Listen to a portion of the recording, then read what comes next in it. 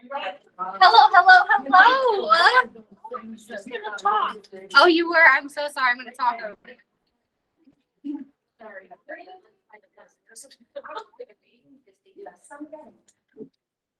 Hey, how's everybody doing tonight? Right. Good. Wow. Thank you. First and foremost, thank you for coming. I'm sure you guys saw us getting chairs out halfway through you guys showing up. This is more than we expected. So thank you all for coming out. I'm so glad to see that this many people in our area are interested in gardening. I mean, did you know this many people were interested until today? Right? Like you wouldn't think. I mean, look, there's like 30 people in here. I mean, that's the bee's knees right there. So before we get into our presentation, I do want to do some introductions and kind of talk about who we are and why we decided to do this. I am your host, Ellie McClelland. You may know me from the farmer's market or just speak bopping around town. If you ran into me at any point in time, we can probably talk for quite some time. Right, exactly. My name is the farmer's market. Yeah. So with that being said, I have my own home garden. I've been a gardener for 3 years, and last year I decided to turn it into a business, which brought me to the farmer's market, which in turn really brought me here. So today, me and my two BFFs over here are going to talk to you about gardening and some of the things that we wish we would have known when we started, some things that are good to know, and really what you need to do to get started with the seeds you're leaving here today. On my right, I've got Lauren right here. I'm going to let her introduce herself. So my name is Lauren Schwartz. I have been living in Centralia for about the last 10 years. I work full-time in agriculture. I'm also a full-time student at Murray State, their Hudson School of Agriculture. My husband and I market farm on a small scale of about half an acre out of Walnut Hills. So you might notice me from farmers markets. We have kind of a heavy presence on Facebook as well. So we're happy to be here. And then in the back, we've got James Power. James Powers, I've been here since 2015 when we retired out of the military. Gardening became a necessity, so I decided to go a little bit further and started gardening and found out that it can be a little bit easier to garden compared to the old way, but it takes a lot of effort to put all that together before we get to that point. So the pictures show what not. But thank you for all of you coming out. Yeah, super cool. And before we get into the thick of this, I just want to make sure everyone entered their name into our door prizes because we're giving out cool stuff, right? Everyone's in there. Raise your hand if you're not. Okay. Make sure you shake that up. Oh, we're shaking it. I mean, we're giving it the most shake there has ever been. All righty. So before we get into this, I do want to say we are teaching from our personal experiences. So what that means is we might say something you disagree with, or we might even say something that you go home and you research and you're like, well, they didn't quite mention that about carrots. There's so many ways to garden and to start seeds. I mean, food has been around our entire lives. It's just a generational thing. So there's so many different ways to do what we're going to talk about today. So just keep in mind when you're hearing our presentation that this is from our home gardens here in Centralia. All right, so next up, we're going to go into seed sowing methods. We're going to talk about a few different ones. I'm going to show you the winter sowing method, which is this awesome jug. You're probably wondering why, Ellie, do you have a jug at the presentation? It's the winter sowing method. We're going to talk about starter kits, which are what you kind of see at Walmart. And we've got a few of them back there for our door prizes, the direct sowing, and then the paper towel method. First up on our agenda is the winter sowing method. And look at this. Someone came prepared for this. Because I'm going to bring my own winter sowing method. So this is really easy to get started. And I actually have a lot of gallon jugs that are already cut up, ready to roll that you can take home with you today. So on your winter sowing method, the key takeaway is that you have adequate drainage during this. And what that means is it's kind of hard to see. But I took a knife. I mean, we're not getting fancy with this. I took a knife and I just stabbed 4 or 5 good sized holes in here. You can use a drill, a hot glue gun, you could use an X-Acto knife, a pair of scissors. I mean, really need whatever you're feeling fancy with, just be cautious. So after you do your holes in the bottom, you are going to take scissors, take your cap off, pinch it a little bit, start so you can get a nice initial cut in here. And I should have, in retrospect, done this here, but I was cutting all my jugs for a couple days ago and just cut all of them. But anyway, so you're gonna just cut it around, and you want to have this handle. So from here with your handle, you're gonna add your lovely potting mix into it. And I've got this. You can just use Miracle Grow. You don't have to get fancy with it. Some Miracle Grow will do you some justice. So from here, you're gonna fill your container with your soil. You are going to put your seeds in here, and you're gonna get it wet. And then you're gonna take duct tape or any type of tape. The key is that it's water resistant, because these are gonna sit outside your house for the next couple months. You know, it depends on what you're starting. So you're gonna tape it around, and then I'm sure you guys have heard this when you were doing your seeds. Label. You want to label this jug, because right now you can look in here and you don't know what's in here. I mean, this just looks like dirt. You can't even tell they're seeds. But they're flowers. Right? They're aloes. Aloe, I see, right?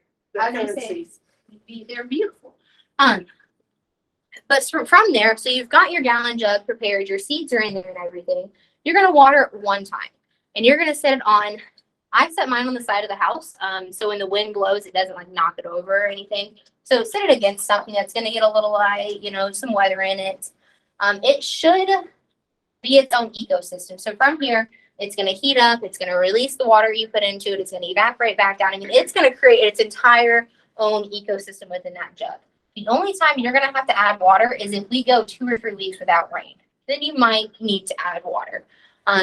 And you can have this outside in the snow and the storms on sunny days. I mean, there is no time that you would bring this in. You want to have it outside this entire time. And the reason you want to have it outside is because it's going to create, so once your seed goes in there, it germinates. You're going to have a really hardy plant. Is that the word I'm looking for? It's going to be a really hardy plant. And what that translates into gardening is that it's not going to die on its first storm. If it gets a little chilly, it's not going to hurt it too bad. If it's too dry, it's not going to hurt it. It just creates you a very strong little seedling. So from here, you have it. You set it outside for a few weeks, and you're going to check it. I mean, every couple of days, every day if you're like me and you're impatient, you're going to check it every day, sometimes multiple times a day. But the key is like once a week, you want to go out there and you want to look at this guy, and you'll watch him grow. I mean, he'll start out as a little nothing, and then he'll grow and grow and grow. And I transplant to the garden when I can see it come, when my starts to, like, I can see it in the cap, like all the way, like it'll be pressing up against here. And I'm like, all right, it's time to go. And then from here, you undo your tape, you open it back up, and you just separate it like you would a plant you bought from the store. And the cool thing about these milk jugs is that once you do this one time, you'll have this guy for pretty much a life. I mean, it's plastic. It's not going anywhere. You're going to have these forever. You can continually start your plants. Lauren's going to talk a lot about succession planting, and that would be a good, like, you would keep this if you were going to succession plant or even plant like you're doing, like James is going to talk about. Any questions on the winter sowing bed? I know it was like a whole punch of information all at once. All right. And Lauren's going to talk about the paper towel method, which is super fun. Okay, so if you are just growing on a small scale in your backyard, there's a good chance that you are not devoting a ton of space to starting your seeds inside. And so this paper towel method, I have used this before. It works really well for peppers, tomatoes, or otherwise anything else that does not have a really high germination rate, or it takes a while to germinate. So what this paper towel method is, you're going to take a plastic bag, like a Ziploc bag, and you're going to take a paper towel, and you're going to just moisten it a little bit. You're going to put it inside of the bag, and then you're going to put your seeds in there. It does need to be labeled, and this is something that does need to be checked every day. And so the way that this works is it is going to be placed in a warm area, so like on top of your dryer, in your kitchen, in a windowsill, on top of your refrigerator, something like that. This is going to need to be checked every single day. This is not something that you can kind of set it, forget it, and then come back in a week or 2 weeks and just hope and pray that anything has germinated. So these seeds, when the seed jacket breaks open, is when you're going to take these off of the paper towel and move them into soil. And so the paper towel method is something to get around. So say these cell trays in the back, you have sometimes 72, sometimes 36, sometimes 50, however big your cell tray is. If you're only working on an 8x10 plot in your backyard, you're generally not starting hundreds of seeds. And so the space that you have is really important. You don't want to have empty cells with seeds that just don't germinate. So this is kind of a method to really mitigate that kind of wasting space. So are there any questions on this? Okay. Please pop in with any questions if you have any.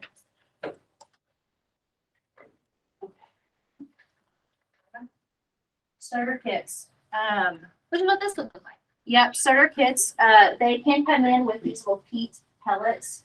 And I'm sure all of you guys have seen them or used them before. You put them in hot water and they expand and they're like this big. You have a little mesh jacket on the outside. They're really user friendly. You can also have something that's called a plug tray inside of a 1020. And so those are the longer rectangle. They are 10 inches by 20 inches. So the term for those are 1020. With these starter kits, you really want to read the back of your seed packets. Some seeds do require light for germination, and some seeds do require darkness for germination. So you're not just going to plant every seed the same way. But these are good, especially if you're starting a lot of one thing.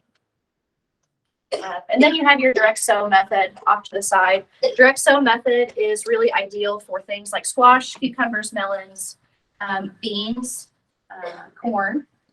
And they have a packet of nasturtium, it looks like, there. So that's another one that is really good to be direct seeded. If you ever have any questions whatsoever on what is best direct seeded or started in one of these plug trays, there is a website or a seed retailer called Johnny's, and they have really incredible resources for seed starting, growing. They have some nice planting and planting calculators that you can use. But I have realized that their website is probably some of the most in-depth information that you can find, especially with seed starting.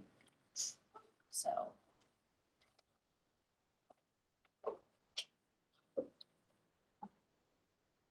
So we're talking a lot about your packets, and I think it's important that we dive into understanding the back of your packet. So each of these packets that might be in front of you or what you collected today have the name of the plant, the description of the plant, how big you think of how big it's supposed to get, how deep you want to plant it, how far to stay smoke apart, how long it's going to be to harvest. So all of your, this back of this seed packet right here is, it's just your full-on bio for your plant. And it's going to be different for each plant that you have. But all of the information that you need to garden is going to be on the back of your seed packet.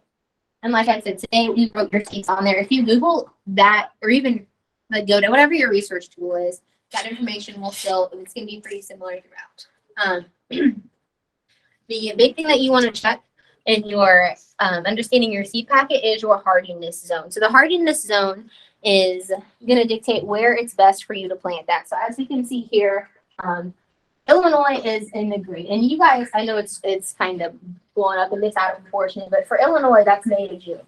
So that's when these sweet peppers will be ready, and it's going to be a May to June plant. So it'll tell you when you want to plant.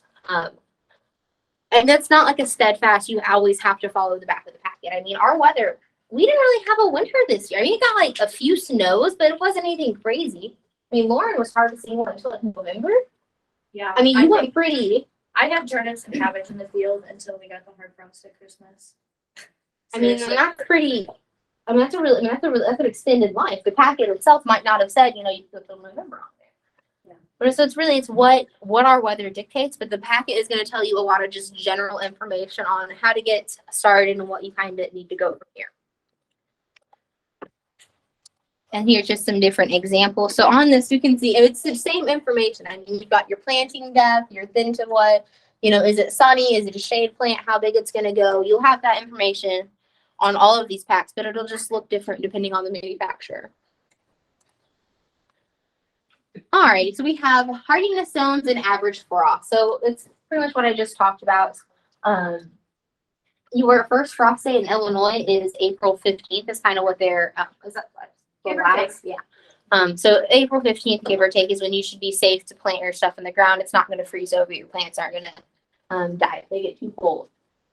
And our last day? Around October, the very end of October, I think is what we had last year. I would say October. But- Yeah, I would It's say been October nice. 28th, 31st Yeah, is about a probably good now. average in the last 5 years. Unless it's Garland. Yes. Yes. But yeah, so just check the back of your packet because that is going to give you your information on when to plant, and it'll since we're all buying American seeds, they're all going to have the United States on them. So if you get seeds from somewhere else, maybe order them off of the Amazon. You want to make sure that they're for our area. And this is just a hardiness zone map. James, you want to talk a little bit about it? You think I covered it? Oh, the hardiness is basically you're going to be looking at zones where those plants will survive. For us, the hardiness was actually something we had to learn the hard way when we lost our trees. We had been growing lemon trees for about 2 years and we left them out in the greenhouse, but the greenhouse didn't stay as warm as it was supposed to during the winter. And when the hard frost came, it killed some of the trees. But the good part about hardiness is we have one tree that survived, which was quite weird because when all the other ones did it and just one survived, well, that's the one you want to keep and prosper on. But basically the hardiness zones will tell you what your temperatures are at regular areas and what type of plants you can actually plant outside. Fig trees, for example, are one of them that some people want to plant but don't know if they can. They're a bit hard to work through, especially in the winter. You have to have them a bit covered the first couple of years because they can die from the frost. But it'll give you an idea. And if there's any questions, we have our information and stuff, and you're welcome to ask. And if we don't have an answer for you, usually we'll find it within a few minutes. It doesn't take long for us to look through and find for specific plants. There's just so many different ones that there's no way we could cover everything in one little section. But it's also a challenge towards you to, just get online and start looking at specific plants if you're looking at trying to grow lemons, figs, cherry trees of different types. Can we use them here? Can we grow them here? Will they survive? How do we have to take care of them? Those are great things to do. And it'll keep you busy for a while.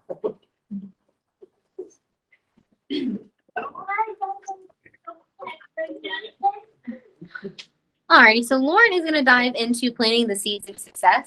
I think it's really good for I'm just going to let you take it. Yeah. Okay, so for my portion of the presentation, I would love for this to feel more like an organic conversation than a seminar. So if you have any questions over anything that I'm about to talk about, please just interject and ask. Okay, so a few things to keep in mind how to keep it successful. I was telling Ash this story earlier. Start small. So I've been growing on a small scale for my whole life. I was that second grader in the garden club. And so when we transitioned from growing in a backyard garden to growing at the farm, I asked my father-in-law to till in a 20 by 20 garden. And I thought that was asking way too much from them. And I came out and they had tilled me half an acre. They had tilled it and disked it. And they're like, you go, girl, that's your thing. That was a mistake because I was not equipped to deal with something that large. And I failed pretty hard the first year. So it's always a good idea to start with something manageable and work into something larger. It's really awful in the middle of summer when you have half an acre that you are trying to pull weeds out of by hand because you're not equipped to deal with it. Pollination, it's always a good idea to put flowers in your garden to encourage pollinators to come in. Cucurbits especially rely on pollinators. And we want to bring those things to our garden to create a healthier space. Water. Plants obviously need water. Plants who don't get water die off pretty quickly. And fertilizer. We are going to talk about this in a few slides. And weeding. I don't think that we put the picture of my market garden in here, but take care of your weeds because, yeah, it's the least fun part. Okay, where to get seeds? I have brought a few seed catalogs with me just to kind of pass around. I would like to get these back at the end of the night. Please. So I'm going to start with the catalog up at the very right-hand corner right here, the Baker Creek full seed catalog. This is the only publication on this list that is a paid publication. I think these run like $10 to $15, but this is like a 300-page book. And if you guys just want to look at these, a lot of work goes into these. They're beautiful publications. Yeah. So locally, there's nothing wrong with going to Ace or Buckeye or Walmart or the dollar store or wherever you can buy seeds locally. Friends, like seed exchanges right now. If you are on Facebook, there are a few groups on Facebook that are like online seed exchanges. And so you can go in and you can put your name in. And usually how those work is there's one person who's in charge of the exchange and you send them 10 packets of pre-labeled seeds, and in 2 weeks you get 10 packets from whoever across the whole United States. It's a really cool way that kind of mimics what we've done today. Online sources, Baker Creek is probably one of my favorite sources for seed. They are one of the largest heirloom seed retailers in the world, and they're actually somewhat local. Their main farm is about 3.5 hours away outside of the Branson area. It's really cool. It's a really cool place. MI Gardner is probably one of my favorite retailers as well. All of their seed packets are $2. So if you're working on a budget, they ship free at $10 or $12. So if you and a friend want to pull together $10 a piece, $20 will bring you back 10 seed packets so you can split amongst yourselves. And the quality of these seeds for $2 a pack is actually pretty good. Botanical Interests. I threw this one on there because they are one of the smaller retailers that put the most information in their seed packets. So this is a packet from Botanical Interest. The whole back is full, and they even print all the way on the inside. So you've got like pictures of your seedling. If you guys want to pass this down, you want to look at it, but that's a company that I really like. And Amazon, just check your location. Like, don't, please try not to order seeds from outside of the United States because somehow, sometimes this is where invasive plants come in. I don't even know if you can order seeds from outside of this country on Amazon, but just keep that in mind. Yes. Too, that a lot of libraries are starting to have seed exchanges outside the library. Yes. We don't, but we are not adverse to it. So we have an old library catalog downstairs. that would be Okay. perfect. One of the wood ones, Yes. that would be perfect. So Cool. if y'all are interested, let us know. Okay. Free catalogs, Totally Tomatoes is a really cool one. I am a tomato nut. I have like a whole case of tomato seeds. I don't grow them all, but I just think it's cool because I love to eat tomatoes and I always have. Southern Exposure is a really good one. They have probably the best price dollar-wise that I've seen on sweet potato slips. And Territorial Seed is another one. These are some seed catalogs. I will pass around as well if you guys want to look at them. Because it's that time of year and it's fun. What's that? I'd like to mention something. If you are a recipient of the link card, you can buy seeds with your link card as long as they're herbs and vegetables. So you don't have to spend money. There you go. Okay, we are going to start with from the bottom here with soil health. Our soil is home to millions, if not billions, of microscopic life, bacteria, fungi. It is an ecosystem within itself.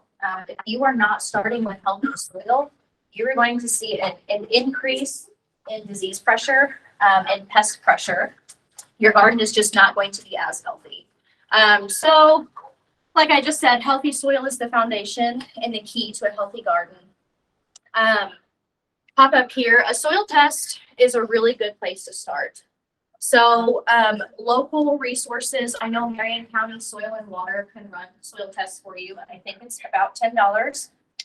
There's a company on 161 going east that is called Southern Illinois Ag Solutions, and they also run soil tests. It's like $10. Your turnaround time is usually about 3 weeks. But but it's a really good baseline to start off of, especially when you're talking about adding, putting any additives into your garden. So don't garden blind. Too much of a good thing can bind up nutrients in your soil. And I'll kind of touch on this in the fertilizer page. Adding organic matter is extremely beneficial. And I don't mean going to the store and buying everything that says organic on the front of the bag and throwing it in your dirt. I mean, leaf mold is great. Compost is great. Grass clippings are great. Anything that is decaying plant matter that you are putting back into your soil is extremely beneficial. It increases drainage. And the way that works is that the biological processes within the soil, when they are breaking down this organic matter, it actually creates gas pockets within your soil, which leads to like the really loamy, good texture that we strive to have. Okay, what kind of fertilizers are there? Wait, before you start, can I ask you a question about eggshells and coffee grounds? So I will say that those things are best to be composted before.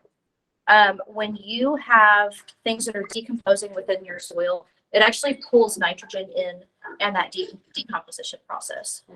It's not a bad thing. I will say that eggshells, if they're not ground up very fine, they're not always immediately available to the plants. And I will also say that anytime I have ever put eggshells in my market garden, plants have gotten dug up. So I compost them. I put all of my coffee grounds in my compost. I'm not a good composter, so, but I do put them in there. Fertilizer, organic, inorganic, and synthetic. I am. You have a question? Yeah. So I'm gonna do the biochar this year. Okay. And I was wondering how you feel about that. I know you got inoculated before you add it to anything that sucks the nutrients out, but have you done that? You said biochar. Biochar. I am not extremely familiar, but I am open to learning about that. Sure. And I can reach out to some resources to see if I can get answers for you. Because I was gonna, they say that's back. Yeah. Old roots and that. Yeah, I am. The thing going, so. Yeah, I would be happy to reach out to see if I could get any answers on that. If you want to, Okay. I have a link tree up there, if it's a QR code on your phone, and I have contact information there. So if you just want to get a hold of me Great. and send me that question so I can look into that. Okay. Sure. I am not here to push any sort of agenda with organic stuff. Some people use Miracle Grow and they love it. Some people fertilize just with compost and they love it. And some people do compost tea, whatever. I will say that too much of a good thing is a bad thing. Synthetic fertilizers can act, a buildup of synthetic fertilizers in your soil will cause a buildup of salts. And salts will cause those nutrients to be unavailable to your plants. So kind of reverting back to the last slide on getting your soil tested so we are not adding things that we don't need to add. My favorite is this stuff. It smells really bad. It is a very, very low dose fertilizer. If you have dogs and you feed stuff in your backyard with this stuff, your dogs are going to go nuts over it. It is 511. It is really hard to over fertilize your plants with this stuff. It runs about $10 for, I think this is a quart. It's OMRI certified. You can actually buy it in a gallon, I think, if you wanted to. But this, it's a quick fertilizer that will last for about 2 weeks. So my seedlings, I actually feed them once a week with this stuff, but it does smell really bad. Please don't open it. That's not out. Others like bone meal, blood meal, liquid kelp, those are other, most of the time, organic fertilizers that you can add into your soil. Bone meal and blood meal are granular. I believe this is heavy in nitrogen, and bone meal is has a lot of calcium in it. Bone meal will change the pH of your soil if you add too much of it. A pH that is too high will also start to bind up nutrients in your soil and make them unavailable. Brands, that Alaskan, I think is what it's called. Jobs you can find at Walmart. It's just fine. Jobs is actually a company that does a lot with like community initiatives, just kind of like what we're doing here. So I know in the past they have funded community gardens and backyard gardens all across the United States. And Fox Farms is really great quality, but it can be really expensive. There's Fox Farms. That's my fish guts in a bottle. There's Jobs. And Jobs, I think, can be found at Walmart. That's a picture of my greenhouse in my backyard. Okay, adding beneficial flowers. We kind of touched on this in the very first slide. They are essential in a productive garden. So some plants readily self-pollinate, like beans, tomatoes, peppers, not really corn, but you kind of get where I'm going with that. Others rely on the wind, birds, and insects. So corn is one crop that is readily pollinated by the wind. Tomatillos are a plant that you actually can't just grow one of. You most of the time have to grow two.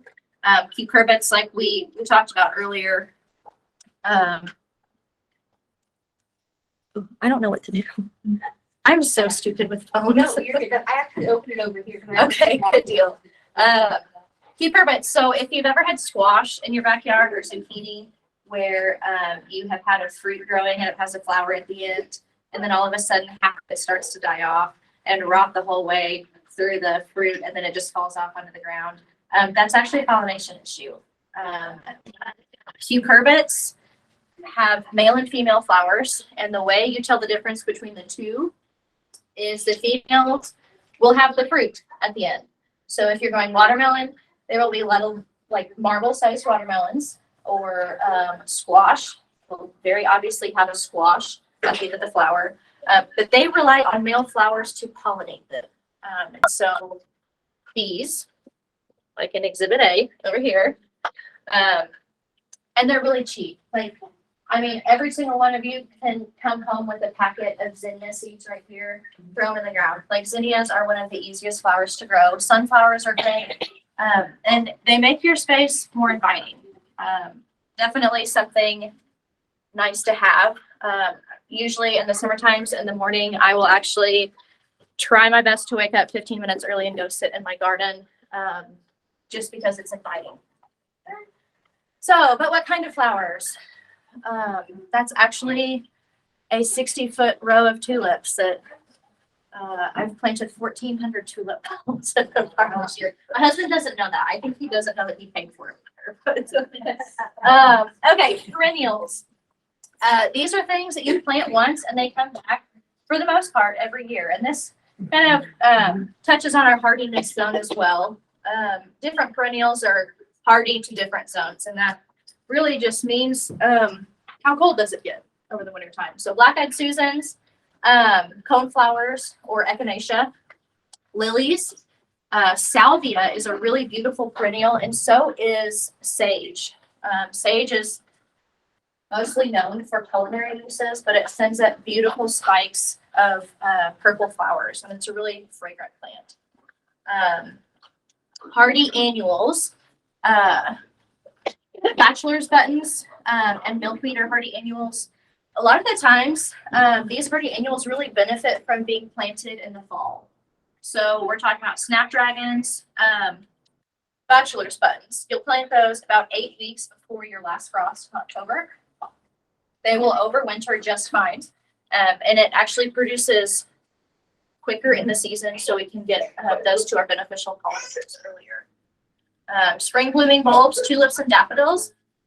Dahlias are another really beautiful spring planted bulb, and there are hundreds, if not thousands, of dahlias. And the really cool thing about those is that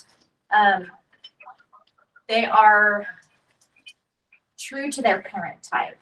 And so you can't save seed from a dahlia flower and plant it and expect it to grow the same type.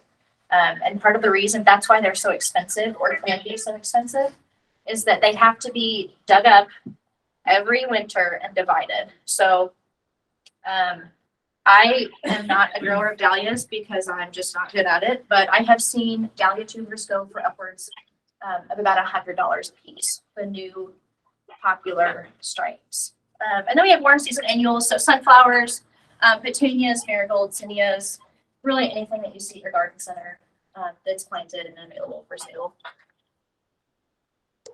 outside. Okay, when to get started?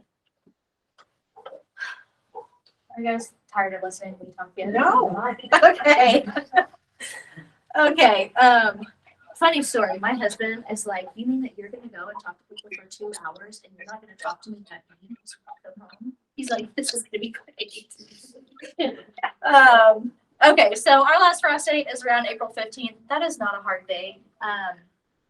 Keep an eye on your calendar. Like if you see that it's gonna be super cold on April 19th, I mean, where we are at in technology, we have a pretty solid idea on a 10-day forecast. So just keep an eye out. Start dates are dependent on type and variety. Again, check the back of your seed packets. Check Johnny's. Again, really good resource.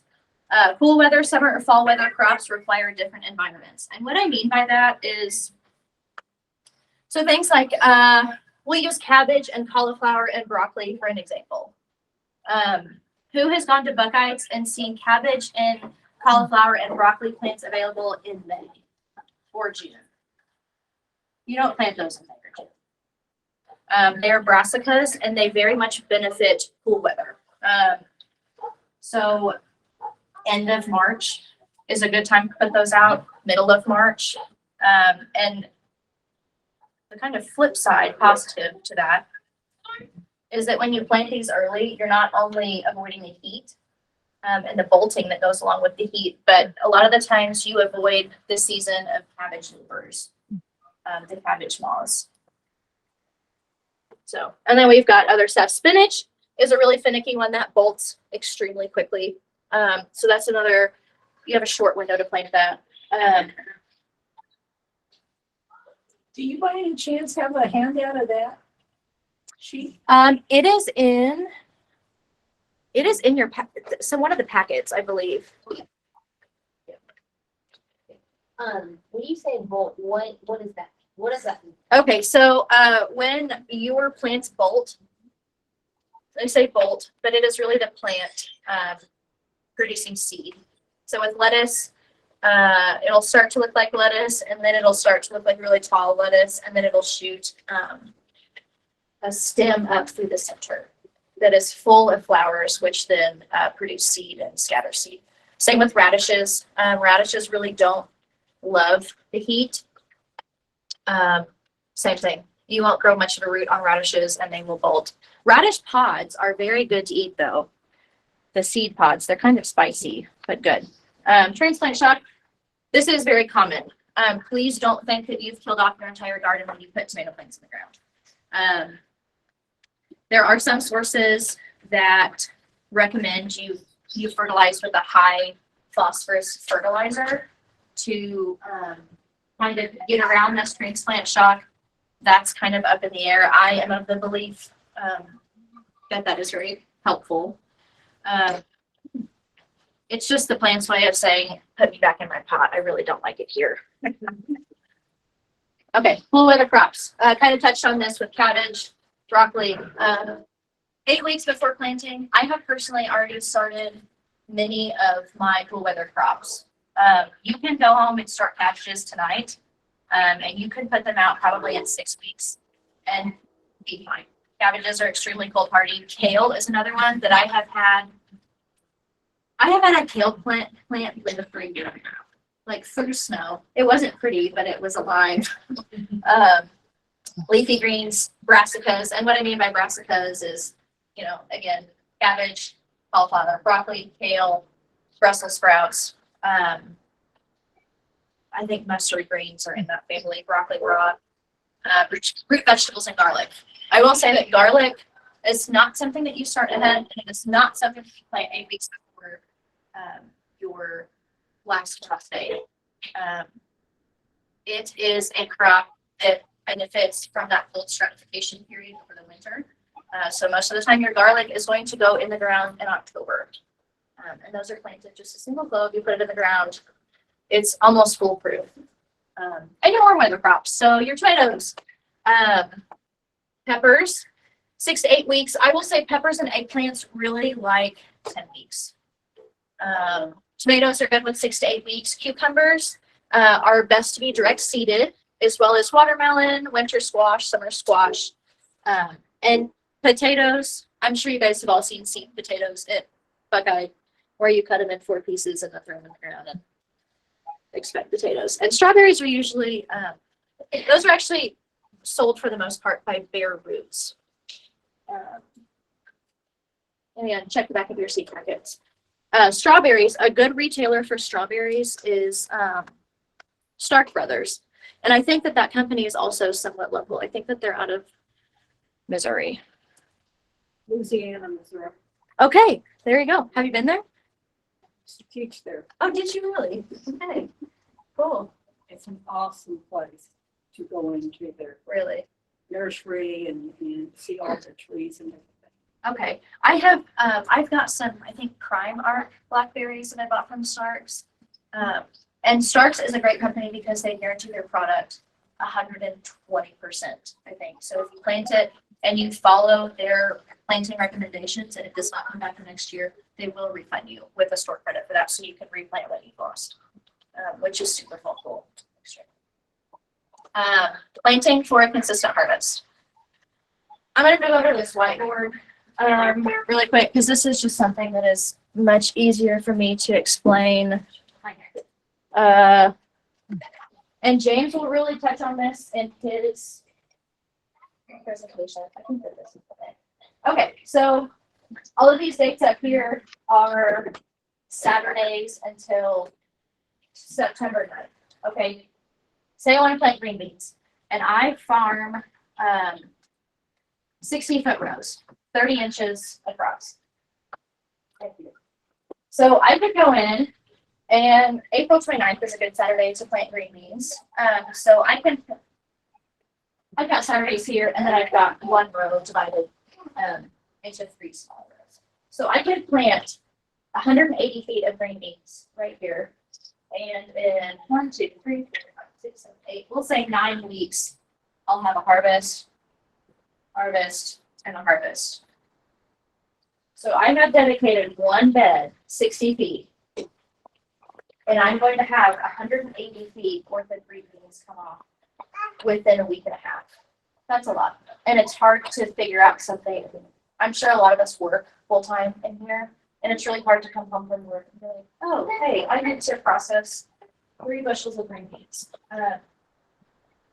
So when I talk about planting for a consistent harvest, or planting, I'm sorry, for consistent harvest, instead, we can plant green beans on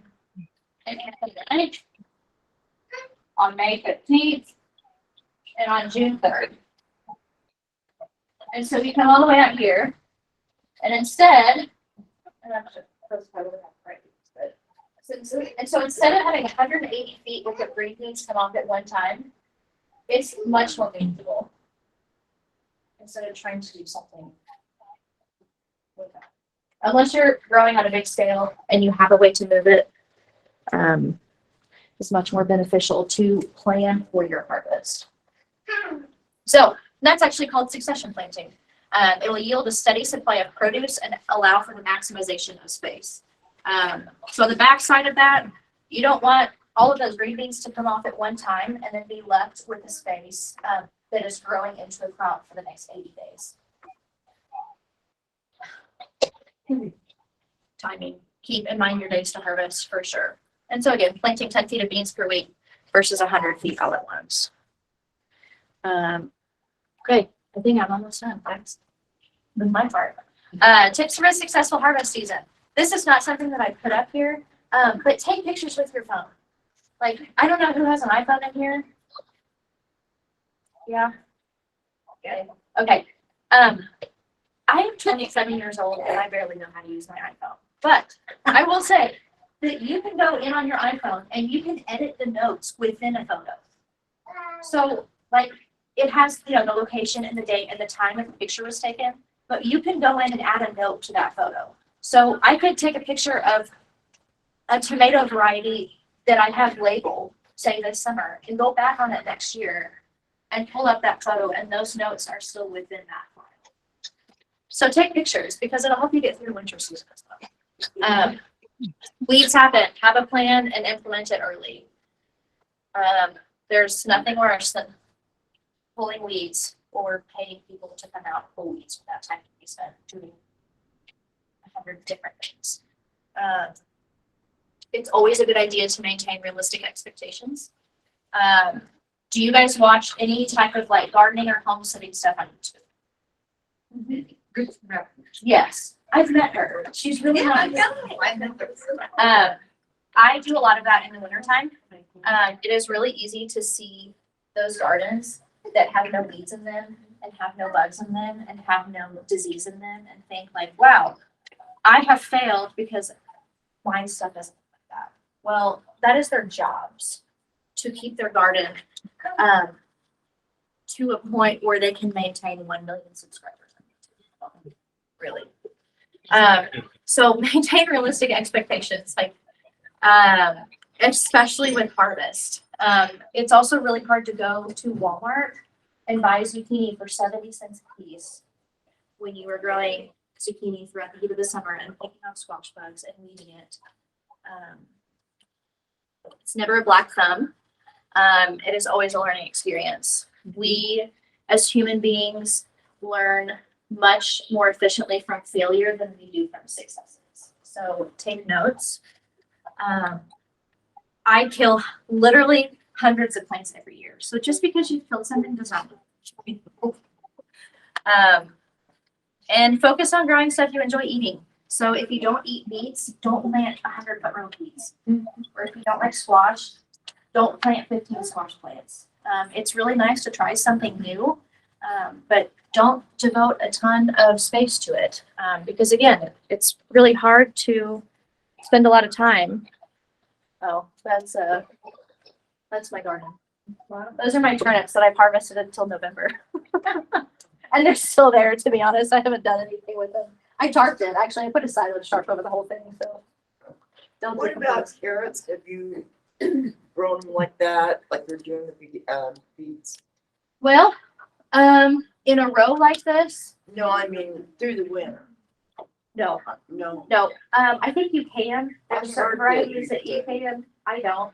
My winter time is my off time, for sure. I know that. I like to quilt at my age, so that's Oh, essentially nice. my. But yeah, I don't like turnips. Okay, take it from me. Don't plant this many turnips if you don't like turnips. There's some tomatoes. Watermelons. Oh, and there's my dog right here. That's actually my backyard garden. We've got the half acre at the farm, and then my husband was actually deployed in not this last year, but the year before that. And he literally came home. I built that greenhouse by myself. So like this man came home like from a yard that was pristine and green and stuff to half of it till then they're in a greenhouse in his backyard.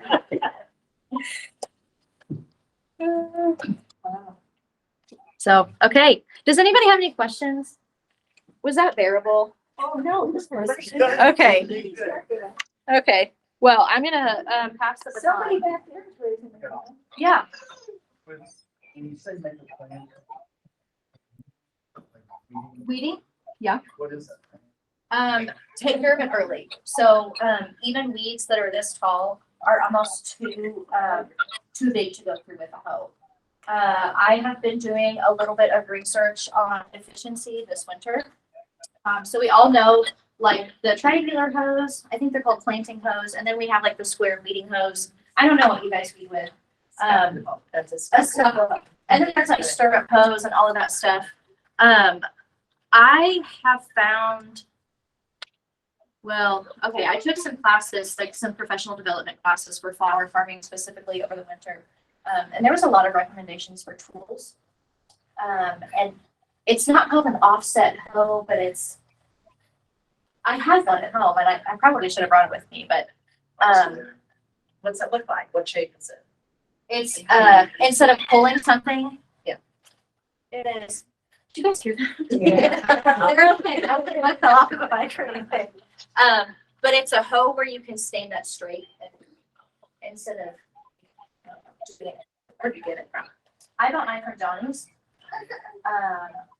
On my page, on my website, I have a link of like my favorite garden tools. And it's not the same brand, but there is one just like it. And they're like $55, $65. But if you guys buy expensive tools and take care of them, it will last you for a long time. So does it sell an offset of?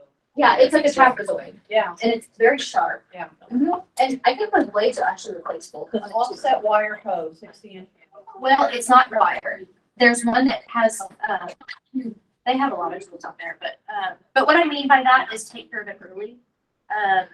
You know, you'll come to a point within the season where your plants will outshade your weeds. And so you'll have a lot of weed pressure at the very beginning of the season, but generally as the season moves on, the things that you want to grow will take over more quickly than the weeds. Do you leave it tilling or don't till gardens? Like, do you have a preference or just depend? Well, from a soil health standpoint, tilling does disrupt that very top. It's called either the O horizon or the A horizon, and that's your very top layer of the solo. I will say that so my market garden has been in hay for 20 plus years. So tilling was extremely necessary in the beginning. I will say that I have seen an improvement when I have not tilled. So, yeah, From that. sometimes it's a necessary evil. I've seen low till methods that are really, that are very successful. And I've seen people who till their own garden center every year be super successful. Added organic matter in your soil. It doesn't restructure that soil that you've disturbed, but it creates most habitat for those biological processes. So I'm sorry that I didn't. No, that's good.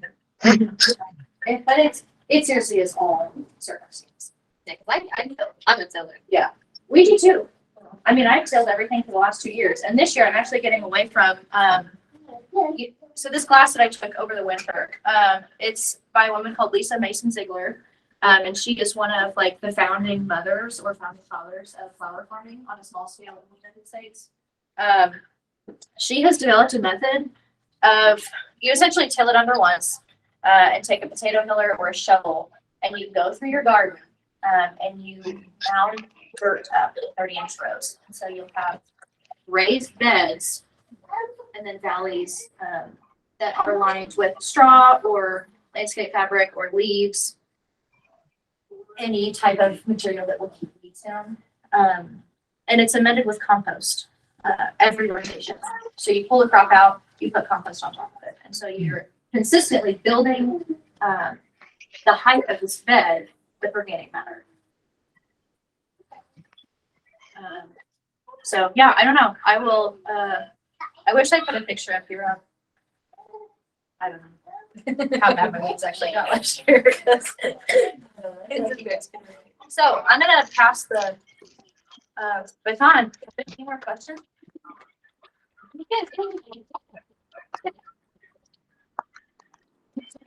So right here, this is a picture of my garden. I put this in our garden so you guys can see what we have in our home setup. So this is my first garden that I tilled up in my yard. I bought our house in 2020, and then this is the following summer. So my first in-ground garden that was successful. This is Frank right here. Really, my presentation is about Frank.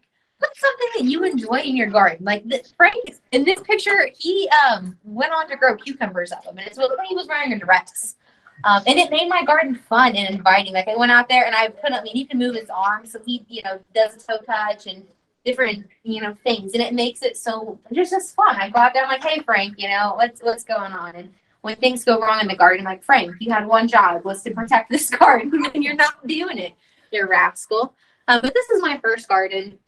I And the following slides I go on to expand it, but the key point I do want to talk about is I had watermelon right here, and I thought I could plant 6 plants right next to each other, and it would be a-okay. You'll see in the later slides, I expand my garden, because that watermelon came all the way out over here, took up the whole thing. Those cucumbers went up, right? And I did not space anything out, so everything grew on top of each other, and I didn't really get to harvest a whole lot because of it. Like, I had a lot of green growth, and it was beautiful, but like nothing happened with it. So my next garden, we expanded. I added a fence to keep the neighborhood strays out. Frank moved to a better pole. He didn't have anything growing on him this year. He did get some like tomato plants in his fingers, but I didn't like stake anything up him.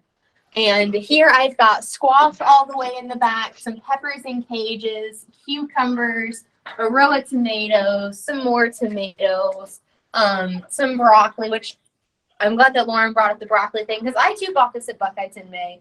Didn't get a look out of it because it bolted as soon as I put it in there. You can't see it in this picture, but it's bolted in the picture. And that's just kind of what my garden looked like last year. This year I'm gonna do a similar setup and add to it. Because my goal is to have as little grass as I have to mow possible. What's crack-a-lackin'? So bolted is so in broccoli and lettuce, if you plant a cool weather crop in the summer, it gets really hot. So instead of producing a head of broccoli, it produces seeds.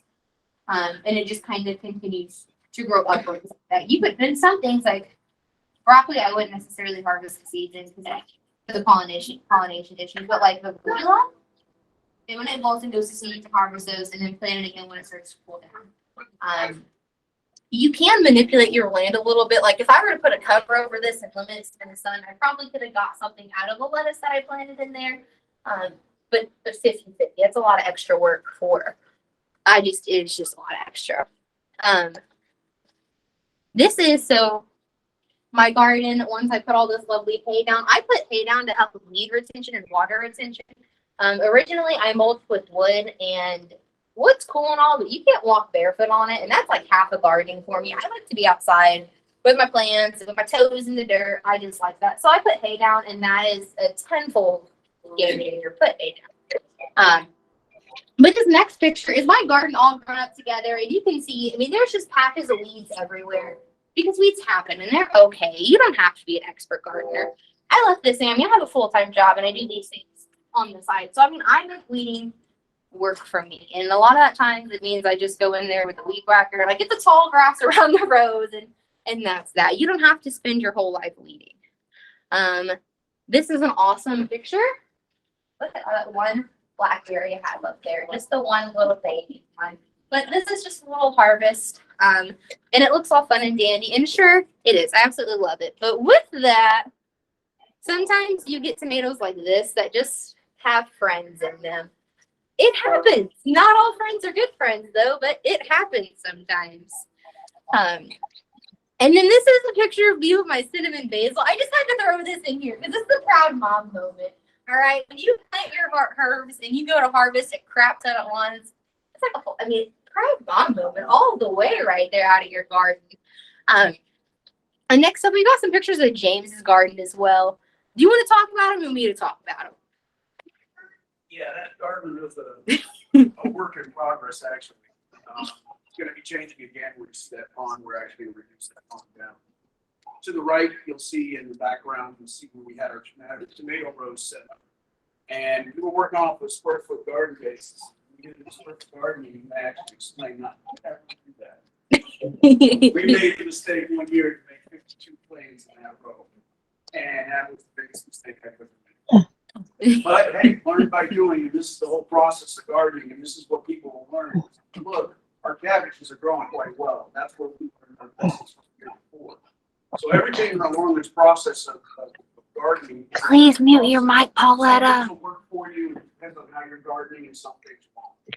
And it's always the question: where am I going to put my plants? Thank you. Some plants want a lot of sun. Some plants don't want a lot of sun. Make that mistake, you're going to have smaller plants. We tried the pepper plants in that right side row on the middle picture in the fence.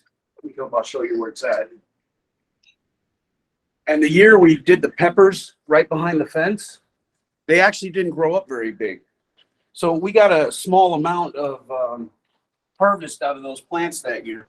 They came up to about the fence height, and usually they'll actually grow a little bit larger. We have another space that's actually off the picture back over here that we did them last year, and they grew beautifully. So it's always a thing where you got to find out what your garden's going to give you and how you're going to use it. This plant right here is actually our eggplant. That thing threw off so many eggplants that we didn't know what to do with them at the end of the season. It was like every day we were putting off 3 more eggplants, and you can't eat that many eggplants. But it was just a single plant. The thing that we did with this was, I'm an avid fisher. So I was kind of a little bit on the experimental side and put a fish head in there when I planted it. It did its work all right. And the root actually went down into that box because that box is about 2.5 feet tall, about this high off the ground.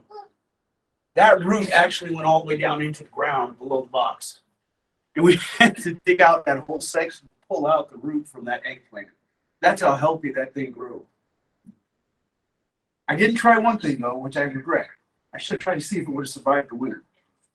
That would have been the one that would have been like, yes, now we did another experiment to try it out. But your garden is an experiment a long time. You'll see that some things will work for you, some things won't. And when you're going along in that area, when we tried out plants in this portion that one year, they didn't grow. I went with yard-long beans last year, and we got 4 5-gallon bags out of it. And it was like plants. So you never know. And your garden will tell you what it can do.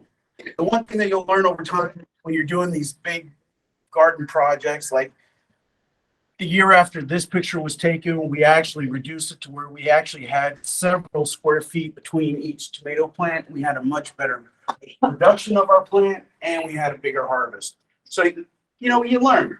And we started doing the square foot method the way it was supposed to be used, where you're putting kale, you're putting different vegetables in between. But we'll get to that when we get to square foot gardening. But that is our cucumber patch. And that one we just usually hand sow into the ground, let it grow throughout the whole season, and we let it die on where it's at. And then we'll pull it out when it's done. And we get way too much cucumbers out of it. Because we pickle ours, we make pickles out of ours. So we'll get a whole bunch for that year. I think now we have around 140 cans downstairs. So we have plenty. We're not going to be making any this year. Your tomatoes is so big and healthy, but Yeah. not producing. Does that mean it's too hot and you have to shade over them? Not necessarily. There's one thing a lot of people don't do with their tomatoes, and it's really important because I got into the tomato thing because I was like, I want the most tomatoes out of my plant. Suckers. You got to pluck the suckers. You don't pluck the suckers, what's going to happen is it's going to grow another plant on that side, and you'll notice that when you let them just grow, Yeah. they start growing excess plants. Now your plant is then going to concentrate on those suckers and growing them instead of making the fruit you want to harvest. Yeah. So very important, pluck those little suckers that come out. You're only supposed to have one branch come off, not that second one that starts growing. Take that away. You constantly have to be, and that's what takes most of your time in the garden. It's not really weed. I remember when we had all those tomato plants, it got to a point where you couldn't, with 52 plants, there's no way you could pull every sucker off. So that's why that just went out of control. And then you learn, like we were talking about before, don't overdo it at the first time. And that's a mistake we all do. Even me. I'm not perfect. But you learn from it, and then you start working with it. And in all reality, the best ones I've gotten were actually out of a pot or a 5-gallon barrel, or we call them bucket, 5-gallon bucket. Those are the best tomato plants. One plant per bucket, and then you can take care of that single plant for what it's worth. You still throw it when it's in. Yep. Bucket. Okay. And you still have to do the suckers. You still got to take care of it. Okay. What I like to do is I string up our tomato plants. Yeah.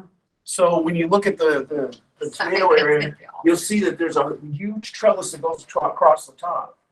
That has hooks in it so that we can string up the tomato plants. And you can see them strung up. And every tomato plant gets strung up so that it'll grow straight up. And then you can start working on those suckers in between. Okay. And if you have enough manageable to work with, it makes it a lot of fun of trying to get those suckers, get rid of the suckers and get the actual fruit to start bearing. And then you'll get larger bands of fruit as well. Okay. Because you want the plant to worry about one thing, growing up, and that's it, not growing out. Growing up and then bearing fruit. And taking away sometimes from these plants to enable them to do that is also just as important, but that's in taking care of the plant itself. Well, that would help the stock so it's not like a tree, right? Or it still will get that way. Oh, you'll get tomato plants that'll get that thick at the bottom. At the bottom. Oh, yeah. Big old nice roots coming in around. Yeah. They'll get big. If you're taking care of them correctly, that's how their size will be when you're done and when the plant starts dying off and you're pulling it out. There'll be some big branches you pull out from the bottom areas. Or would come fall when you harvest. You have a healthy plant if you're starting to get that thick of the bottom area. That's, yeah. And the main thing is and the reason we string them is because these plants weren't made to just grow on their own up. This way, when you're wrapping them with the string, you're giving them a place to hold on to. And it can freely grow, which means it's not worried about stabilizing the rest of the bottom either. Yeah. So you're just helping this plant grow up and you're helping it to produce the fruit you want to get out of it. Nana, did you have a question? I was gonna ask you, have you ever tried to water your suckers? I No, was gonna say, I'll be honest, I've never tried that one. Especially with determinate varieties that will set a large, so determinate and indeterminate tomatoes. Indeterminate tomatoes will grow as long as you support and feed them and take care of them. Determinate tomatoes are like your bush type, your bush bait, whatever.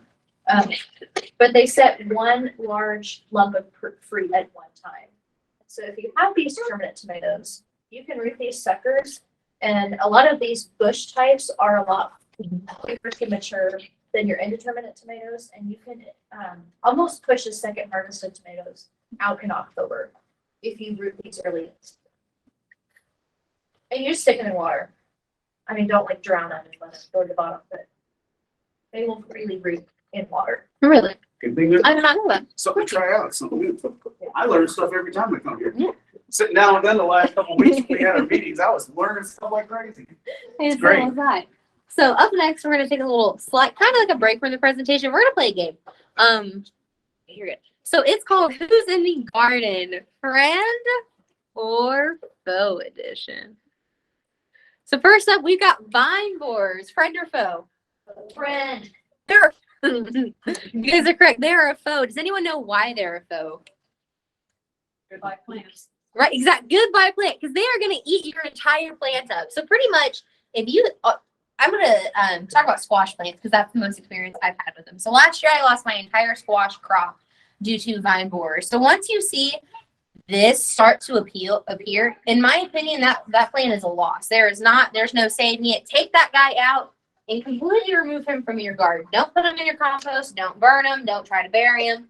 Bag that sucker up and throw him in the trash. He is just going to cost you your entire garden. So don't let him. Bees, friend or foe?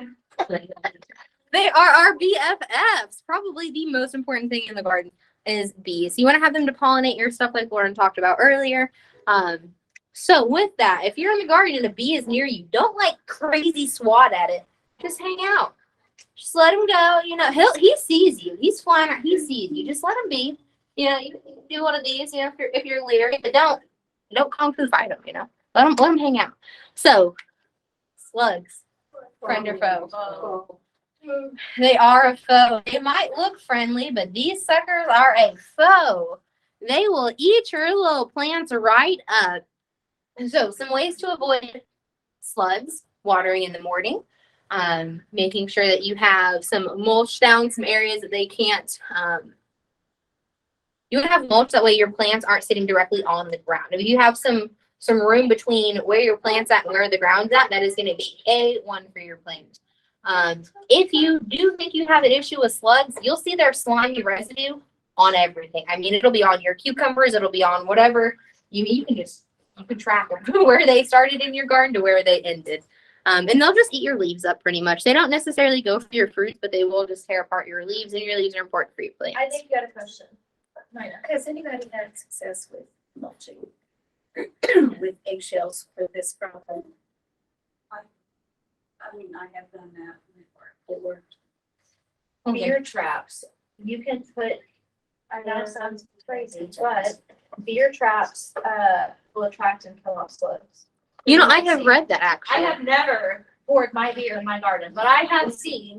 Yeah, you just put it in a little cup and they,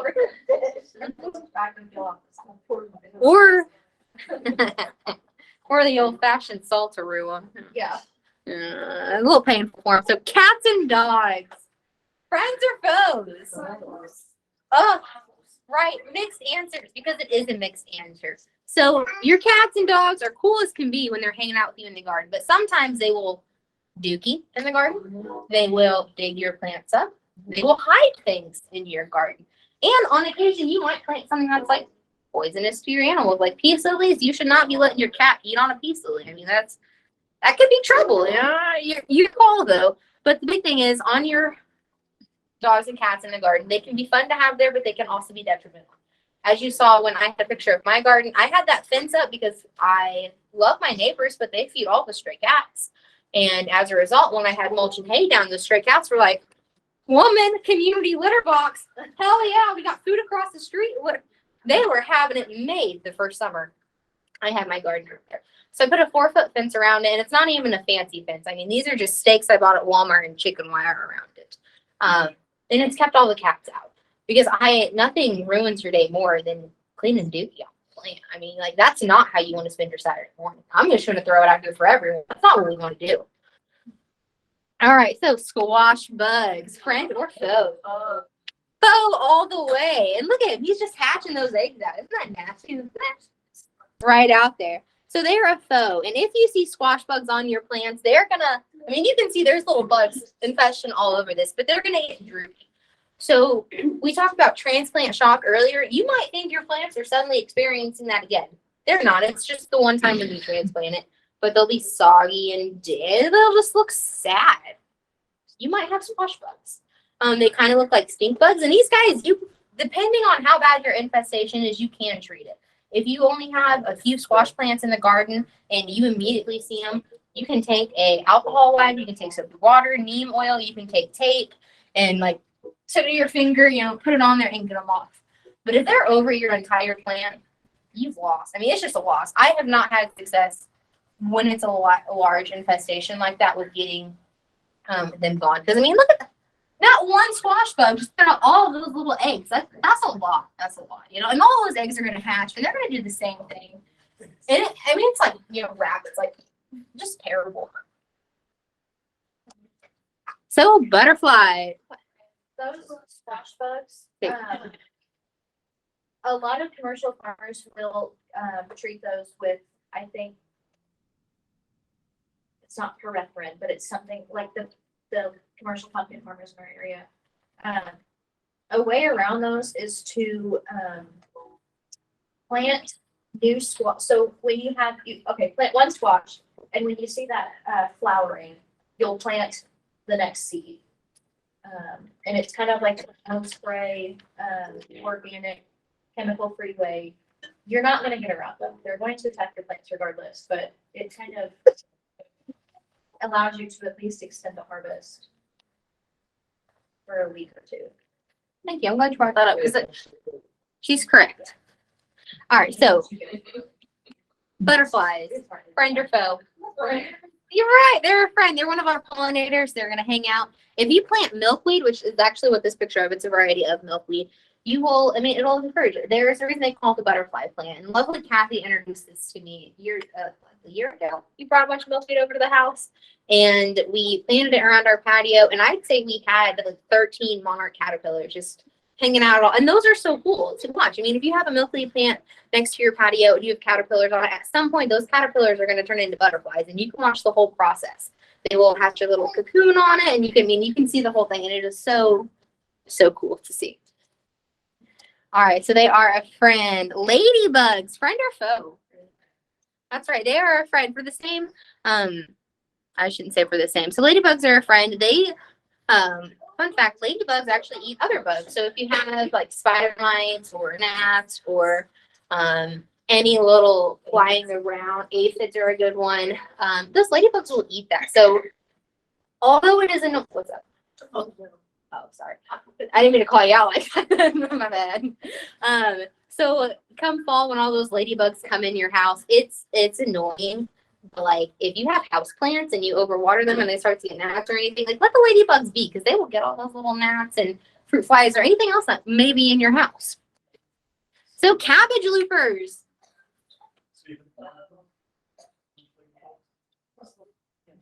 No, those bite, don't they? They bite. Because they eat grass and they bite hard. Ooh, okay, so not the orange. Only the red ladybugs are cool. Orange ones, kick them to the curb.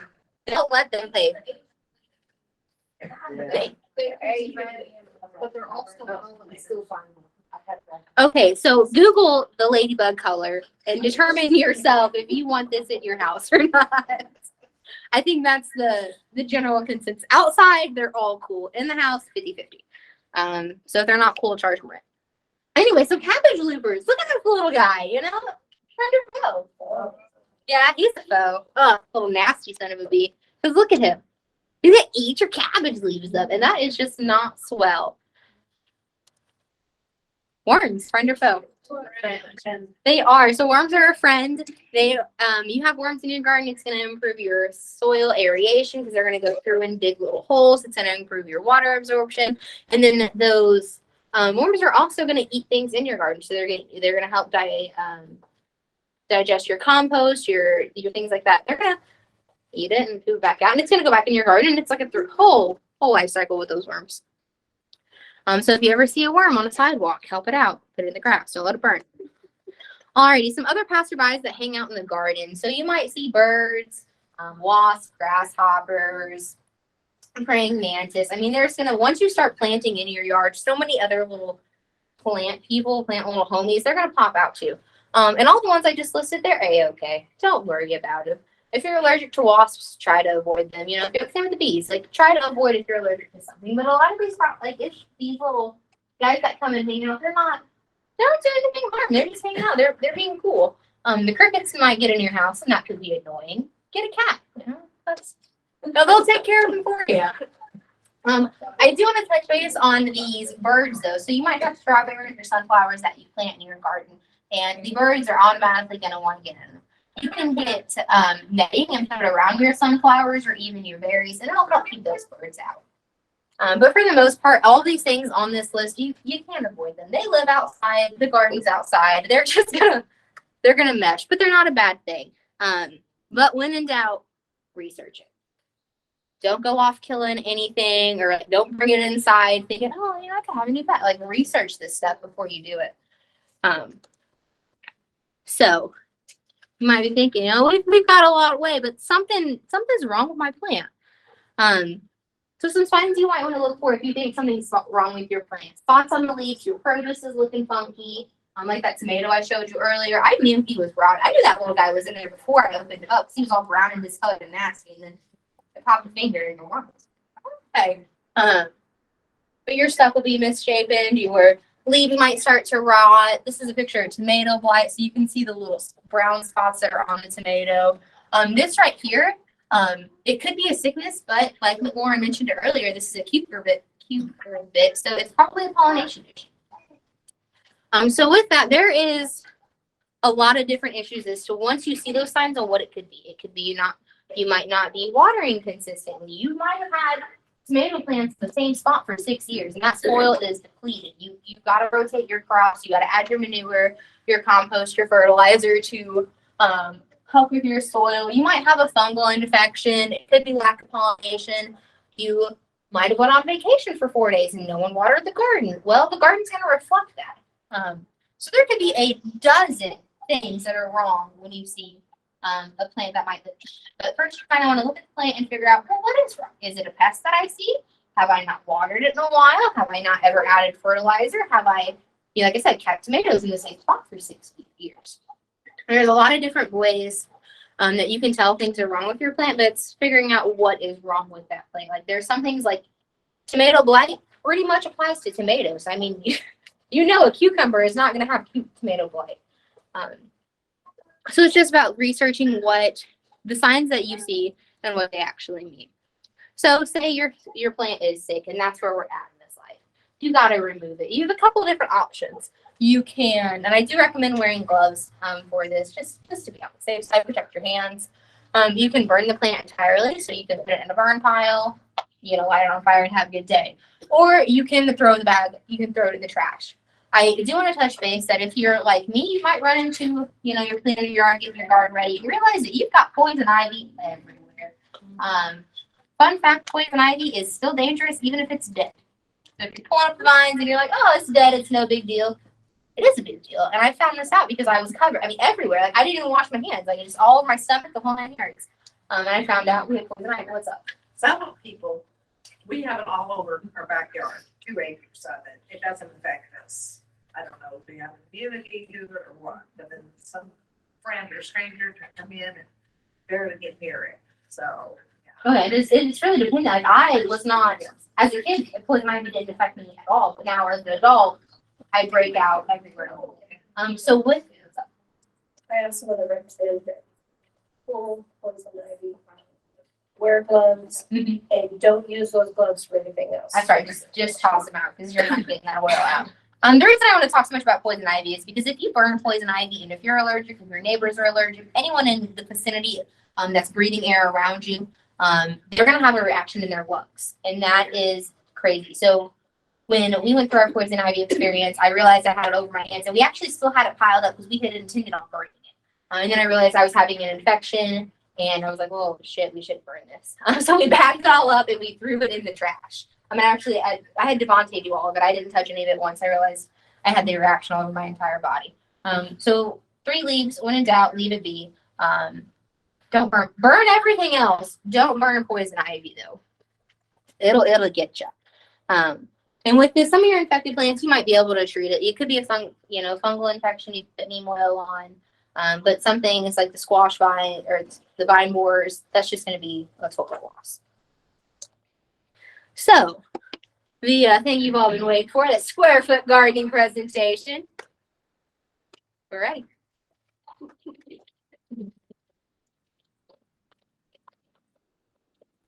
So like I said, I've been where you have been, so I'm where you beginners are at. Never planted before. Some of you guys have been doing it for a couple of years already, know what you're doing, have an idea of your garden. I'm pretty much in the same boat you're in. But I went on and I learned a little bit about how to be stingy when I'm doing my garden. And that meaning being stingy in doing the planting. But the main thing for square foot gardening is to use the least amount of seed to produce the most harvest you can get in the least amount of area. That's all that put into a jumble. So we want you to be able to plant the right amount of plants in an area so that the soil doesn't get depleted so far that it will hurt the other plant next to it. And that's what square foot gardening has done.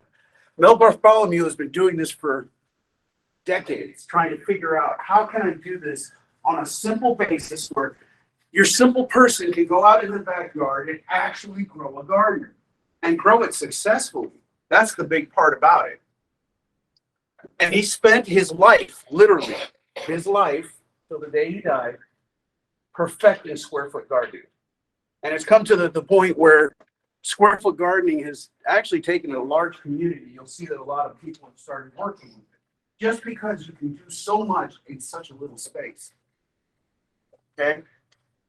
There are some principles that go to square foot gardening. Those of you that have taken one of the packets I have prepared for you, there is a note sheet in the back if you want to write down any types of notes, but everything that you're going to see here is in that packet. And there's actually some extras in there. What we do in square foot gardening is we plant densely. That means we're going to put it as close as possible without depleting the soil from the nutrients it needs for those plants. And the good part is that means you can use different plants. This doesn't go back to the old thing where I'm going to put 50 tomatoes in one row. Okay, this is where you put one tomato plant here, you put another plant here, you put some chards here. You might have some radishes down over here. And it's a very nice mixture to it. We work on the plants for them to grow upwards. Same way we were talking about tomatoes just now, is we want those plants to go up. okay? We don't want them to go out. That's the main thing. Because the more they go up, the faster you're gonna get your harvest, but you gotta go harvest. And you're gonna have the space not infringing on each other at the bottom either. So that's the big thing about that. Mel's Mix, we'll get into that. There's another extra slide that explains how Mel's Mix is produced. It's basically a 3 composite soil put together out of vermiculite, a fertilizer, compost or manure, and peat moss. That's it. Each one to a third. So get 3 5-gallon buckets, fill them all the way up with each of those products, and you mix them together. That's Mel's Mix. As simple as that. Doesn't get any easier. You don't have to buy any finished soil. You don't have to do anything else. You do that, and you got Mel's Mix. And that is enough to take you through a whole season. So whatever you fit into these raised beds that you're doing, with square foot gardening, will take you through a whole season. Easily. And I'll tell you how to fix it so you can go through more seasons with it. The nice part about the square foot gardening is it can be on your porch. It can be on your patio. It could be anywhere, literally. In the summer, you definitely want to have it outside. But theoretically, it's not impossible to put one of these inside with a growing light.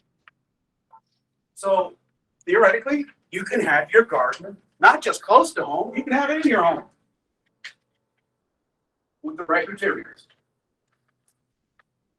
You're going to grow shallow.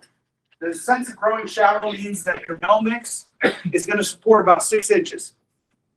And 6 inches is all that your roots are going to need for those plants that are growing upwards. Now, of course, if we're going to grow beets, if we're going to grow carrots, if we're going to grow radishes, you'll want to have a couple extra inches down below. Suffice, a foot should be enough to grow some pretty big carrots. Okay, so we'll just double that for those root vegetables that you want to grow. But for the majority of the stuff that you're going to be doing, like Swiss chard, greens, mustard, greens, even the radishes, you can go into 6 inches. It'll work.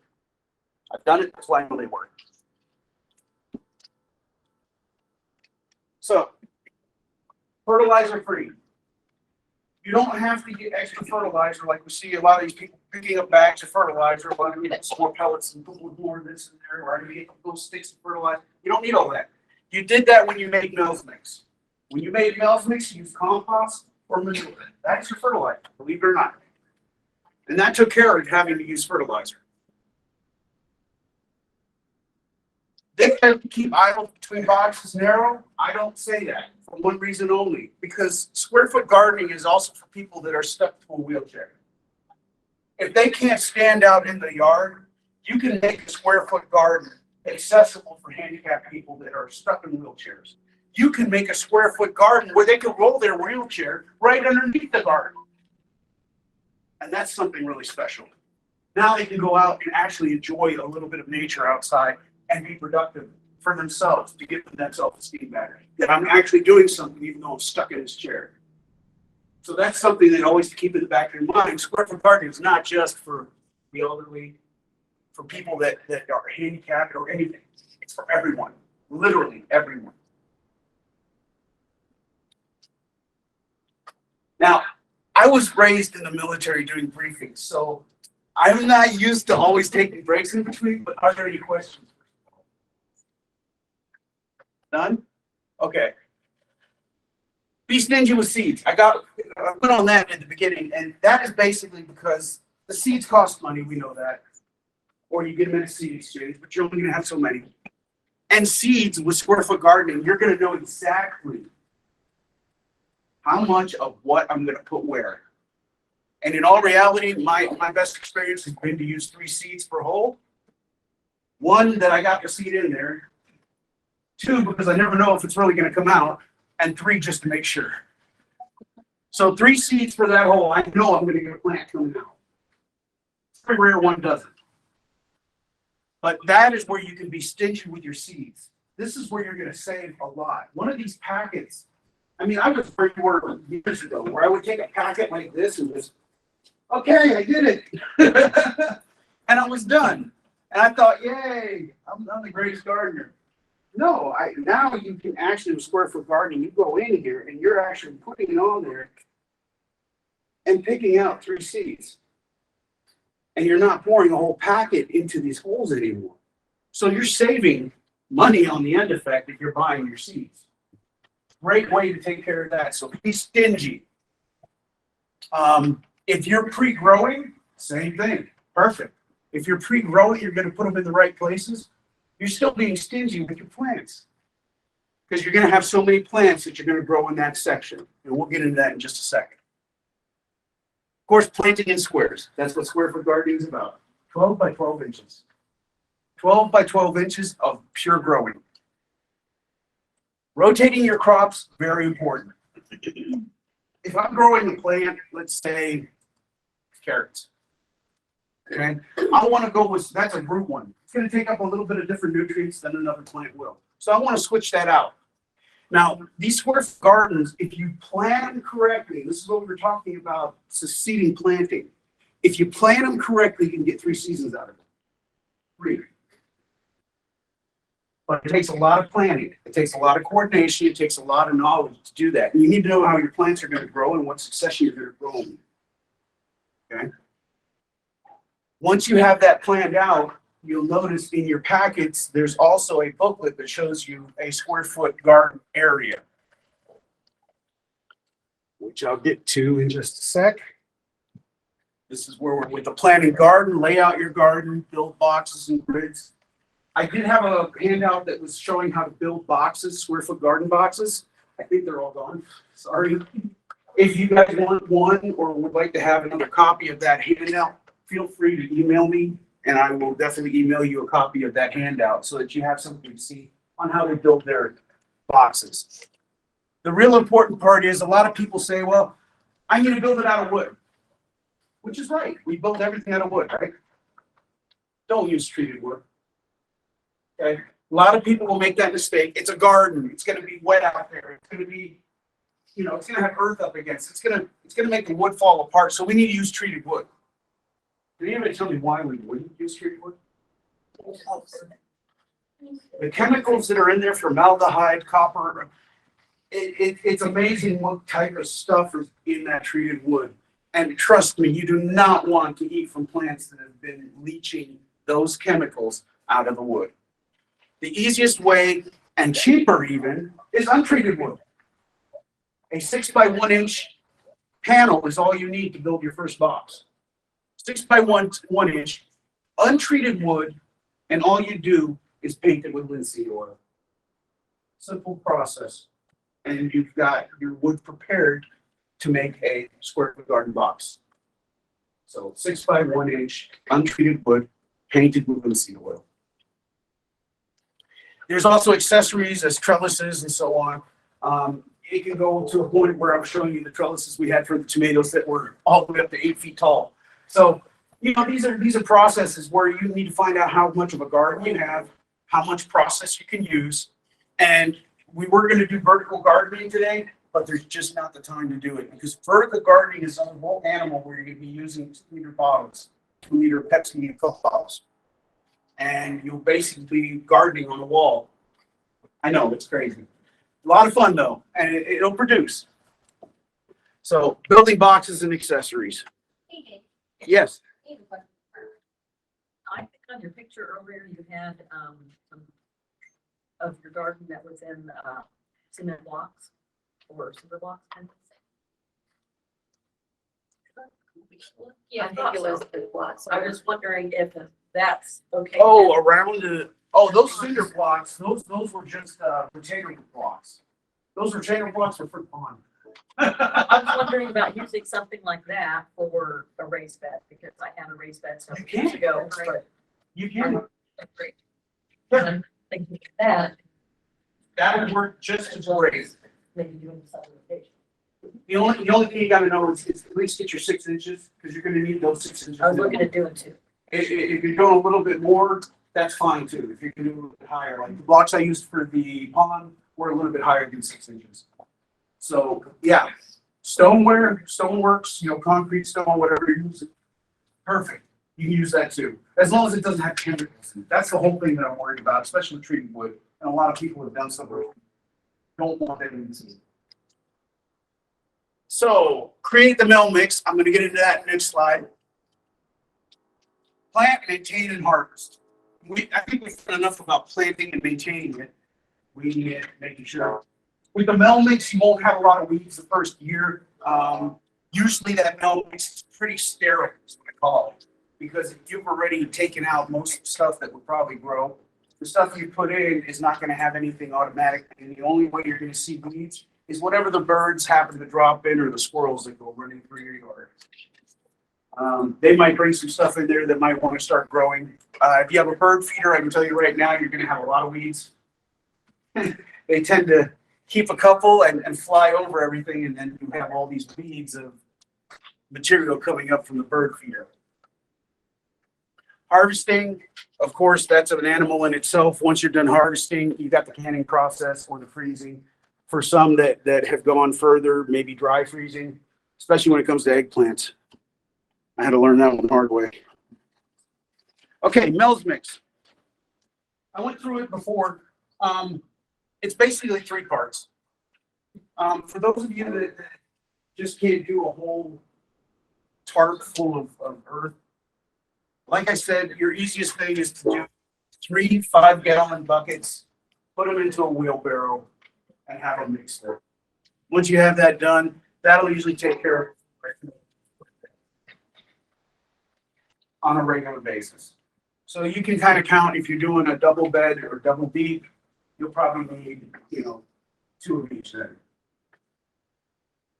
Those of you that have the handouts, again, on the back of the resource site, I show where you can order vermiculite.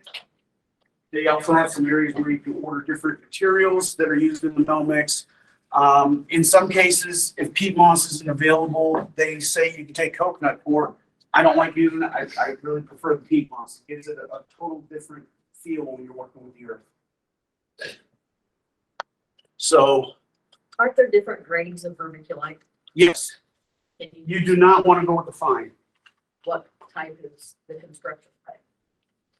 Extra coarse. It's pretty much construction vermiculite.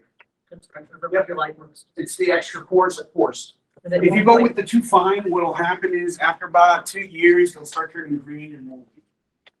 That's what'll happen with the vermiculite. If it's the fine vermiculite.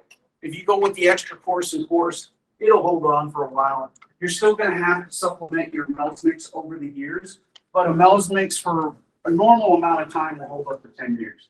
If you're constantly putting in, your compost that you're supposed to be making in between. There's a lot of extra stuff that you'll find out about that in the book as well. Mel goes into depth. He does the whole round table thing. I mean, it's like from front to back. And he'll tell you how to make your compost, how to do it. Then the vermiculite now, one casting, is that okay for? Worm castings are the best you can use for Mel's mix. That would be considered the fertilizer, Okay. if you have worm castings, Is that don't cause the worms, like the young ones? well, the worm castings is what you would then filter out. You would filter out of your compost the worm castings. Your worms go back into the compost. Yeah, because I always add a little bit more of the compost back with the worms itself, and then Yeah, when you're doing the Mel's mix, you don't want any worms in there. The Mel's mix is a pure, it's like I said, it's a sterile mix that you have when you're done. So when you're getting, I'm not saying, worm castings are the greatest. Mel even says he prefers worm castings over any type of manure, any type of fertilizer. He loves worm castings, but you don't want to have the worms in there. Okay, because the way the Mel's mix is made up, it's so fluffy and light that it has its own aeration. It has its own way of retaining water with the vermiculite. He sat there for years trying to figure out the way to make this soil work perfect so that somebody can just do it out of a couple 5-gallon jugs, put it together, and have a garden. Because he wanted this for somebody that didn't have the means to do anything else, but maybe grow a little bit of vegetables at home. So this was his whole thing, was trying to teach how you can grow your own foods, that you can survive off of a little bit of excess food that you will grow there without having to worry about what's happening now with inflation and everything you're seeing. So, this is the stuff that he actually made this for. Was time for moving now. Take care of yourself and be able to bring that up. Say Again? The worm pea, using that with this, you know, to water your plants with the worm pea. Worm I've tea? heard some people say no, yeah. Okay, that's a place I haven't gone yet. Okay, okay. That's totally new for me. That'd be something for Are you talking about composting? Yeah. Yeah. Okay. Yeah. Worm- Composting is a whole different animal. Yeah. I mean, in general, like I said, composting is an animal of itself because it's not just one type of composting. I don't know if people know, but there's a variety, 20, 30, 40 different ways of composting foods. Like we had with the eggshells. There's a way of using the eggshells and some of the stuff you get out of your Well, somebody was telling me. there's one where it's pure garden. Good thing, your mixes and stuff, so I wasn't. That's why I'm saying that the what you're using in the Mel's mix is a compost already filtered. Yeah, So your worms are out, there's nothing extra in there, it's just pure compost. And if it's just worm castings, it's even better. But there's no worms in it. yeah. Okay. And then you have your vermiculite and like I said, peat moss. And that each to a third makes a Mel mix. We've done the milk mix before, and it gets quite dusty and stuff. Yes. It's kind of airborne, so I would recommend wearing a mask. Yes, Just- the peat moss will get dusty, and yes, it will get a little bit dusty when you're going through. Because a lot of times you get peat moss that hasn't really been refined. So you'll be taking out larger sticks and stuff that you don't want in there, for example. So that is the process that you're just gonna go through at that time. But yeah, wearing a mask, especially with the peat moss. Not so much the wetter stuff that you're gonna be using in the vermiculite. Sometimes depending, if it's coarse ground, you usually don't have a problem. If you get a finer vermiculite, or they send you a finer one, you might have a little bit of that dust in the bottom that you don't want to breathe in either. Okay. But once you've watered it the first time, and that's all you have to worry about. Once it's watered. Any other questions about Mel's mix? Going once, twice. Next slide. Okay, planting. This is where square foot gardening takes its big thing. It's how much do I do per square foot? And that's where a lot of people don't know. Because on your package, it'll tell you, well, you gotta plant them so and so far apart. Somebody else will say, well, you can only use one in that area. Somebody else will say, well, you could actually put 2 plants in there. This is where square foot gardening actually earns its name. By learning how many plants can I put per square foot and how can I maximize my harvest. For example, a tomato, you can only put 1 per square because it's going to take up that full square foot with the rooting and everything else that happens with it. Okay. And there's other plants such as cabbage, okra, broccoli, cauliflower. These will get really big leaves at the bottom. And sometimes even that square foot is not enough for those plants. You might end up having to take off some of those bottom leaves because they've just gotten so big. But you can still keep them going at about a square foot or 1 per square foot. So if you've got a box of 9, 3 by 3, you can put 9 cauliflower, 9 cabbage, you can put them in there. You just got to take care of it because like I said, you want to grow up, not out. If it's growing out, you need to reduce it. The nice ones I like showing are always these, where they say, whoa, that many? 16.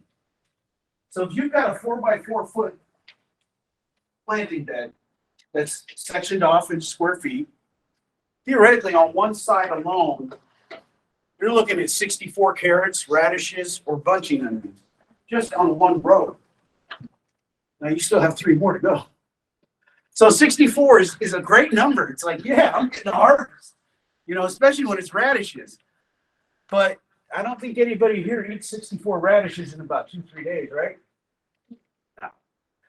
This is where that succession of planting comes into play. And you can use this in square foot gardening just as well. You don't plant all of your radishes on one day. You do it 1 week at a time. That way you're supplying yourself through the season 1 week at a time with fresh radishes. So you'll have 16 radishes every week. That gives you the possibility to either enjoy them or process them. So that's the good part about knowing that you can set these things up and know how your harvest is going to be. This is part of that planning process we were talking about before. This is what it'll look like when you're actually looking at your garden.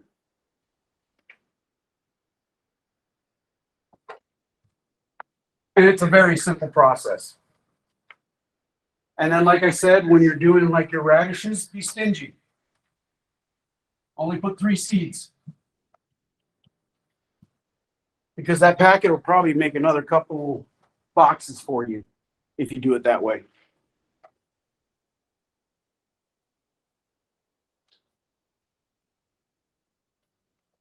And this is your typical 4x4. Does anybody know why we don't go wider than 4 beds for square foot gardening? Can't reach across the page. You know. Mel thought about that too when he was thinking about the square foot gardening. He says, I don't care how long you make your bed, just don't make it wider than 4 feet.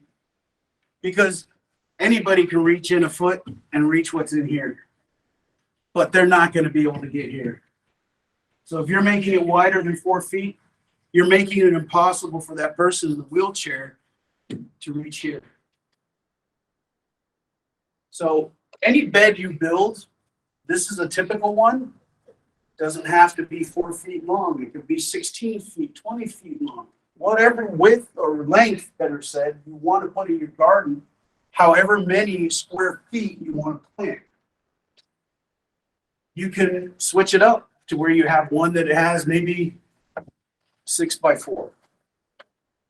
Now, what I like to do is winter gardening, which a lot of people don't usually do.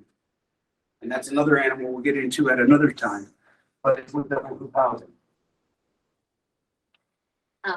So I also have on here, you're probably looking at this and you're like, what the heck is this? This is actually the layout I use for my garden. It's not crazy fancy, but I have everything in blocks. Like right here is my wall of tomatoes. This little electric bolt, that's Frank. The blue square at the top, that's my garden entrance. But as you can see, the key is that my garden's all on ground, but you want to have pathways where you can walk in between, like how James references the 4 foot here, so you can make sure you access it. If you're doing a garden layout, make sure that you have pathways in between everything, so you can walk through and get and actually harvest your crop. I put a jump in and explain why that guy was added. Using this grid basis also gives you a chance to build your own plan. And then when you're working it, you can write in here, for example, radishes 16 and the date. Then you go up to your next one, radishes 16, a week later the date. And it helps you keep track of your garden at the same time, also remembering that you're going to have a harvest time coming up. So these plans of doing this is very helpful, because even if you try to use these little plastic things they put in the ground with an netting, it doesn't work. I've been mad every year when I come back and say, well, what can we plant here? And I look at it and I go, why is all the netting gone again? But if I go back to this, I know exactly what's in it. And especially when you're using a lot of different plants, because you like to have different varieties of plants or tomatoes, boom, that's your perfect way of planting your garden and keeping it organized as well for yourself, and just to know what you have in there. Especially when you're doing herb gardens, it's great to have this. Knowing all those different herbs that you've planted, because it takes a long time to build a good herb garden. And some of those plants you keep in over the winter. Like I said, I work with double hoop houses, so I can keep them over the whole winter and still grow vegetables. Yeah, nobody's ever heard of that. But square foot gardening can happen, and I used it. So I tried it out and it worked. So that's another beast to worry about at a different time. Now, we already went through some of the warm season and cool season vegetables. Again, you can use these and these to help plan your garden throughout the year. This way now, when you start putting in your garden, you'll know, well, I got cool season, so early spring, right after the frost, I want to get some of these cold ones in. During the summer, I might want to throw some of those in. And you're going to be rotating your crops. So you're going to make sure you're not putting the same thing in the same square foot that you just used. Those nutrients got to be replenished. When you replant, you're just going to use a little handful of compost and mix it into your meal mix with the new plant. That's it. That's it for a whole square foot. Then you can switch over from these to these, and then in the fall, back to these. And that gives you a chance to plant a whole trifold season of vegetables that you can harvest and freeze and keep for the winter, or can, whichever you do. You're not gonna get around candy, by the way. It's gonna chase you. And that's where we're back to succession planting. Was that mine good? Yeah, but I think Lauren covered it pretty Yeah, well, so we don't worry. pretty much right where we're at, where I was telling you to make sure you know you have your plants set up so you can plant. Once you harvest, put that next one in. Because that's how you're gonna be able to stretch that season from a spring, summer, fall, and you're gonna use each one to grow.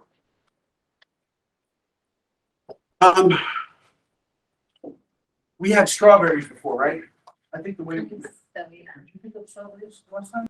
Not like maybe one or two, not. At the house? Yeah. When you came by? I think I had a couple extras. If you guys need strawberries, I don't know why, but every season my strawberry bed grows over the bed, out the bed, and around the bed. And we have to actually pull them and we'll replant them. So if I do have any, I'll put them on, neighborhood, or you guys want any, just let me know ahead of time.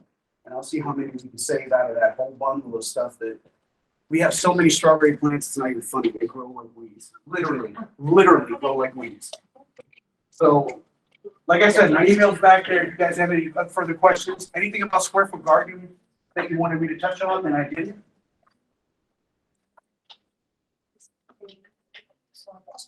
Stretch. Do we all need a break or something?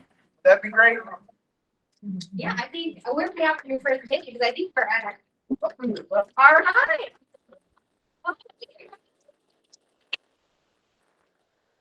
Yeah, I'm done. So, Look, the super fun part of this, what we've all been waiting for. What the hell you sat through this 2.5-hour presentation for? What you want? Alrighty, so on here, you probably picked up a piece of paper that says it already, but here's our contact information if you have any questions, concerns, or you just need a hand this summer. Call us up. We will come out and help. That's fine. Bye, guys. Thanks so much for coming out. Appreciate it.